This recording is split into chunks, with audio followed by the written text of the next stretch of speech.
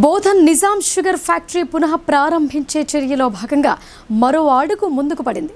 మాజీ మంత్రి బోధన్ ఎమ్మెల్యే సుదర్శన్ రెడ్డి చొరవతో బుధవారం హై లెవెల్ కమిటీ సమావేశం జరిగింది.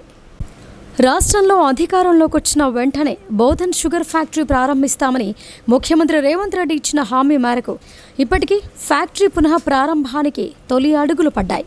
ఫ్యాక్టరీకి సంబంధించి బకాయి పడ్డ 400 కోట్ల రూపాయలలో ఇప్పటికీ రాష్ట్ర ప్రభుత్వం 200 కోట్ల రూపాయలను చెల్లించిన విషయాన్ని తెలిసిందే.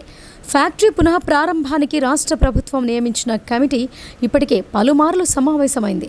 ఈ క్రమంలో బుధవారం నాడు జరిగిన అసెంబ్లీ సమావేశాల అనంతరం బోధన్ ఎమ్మెల్యే పి సుదర్శన్ రెడ్డి చొరవతో రాష్ట్ర మంత్రి శ్రీధర్ బాబు అధ్యక్షతన హై లెవెల్ కమిటీ సమావేశమైంది. ఈ సందర్భంగా ఫ్యాక్టరీని పునరుద్ధరించే చర్యలో భాగంగా చేపట్టాల్సిన అంశాలను సుదీర్ఘంగా చర్చించారు. ఫ్యాక్టరీని ప్రారంభించే ప్రక్రియలో పలు అంశాలను ఎమ్మెల్యే సుదర్శన్ రెడ్డి సమావేశ దృష్టికి తీసుకువచ్చారు.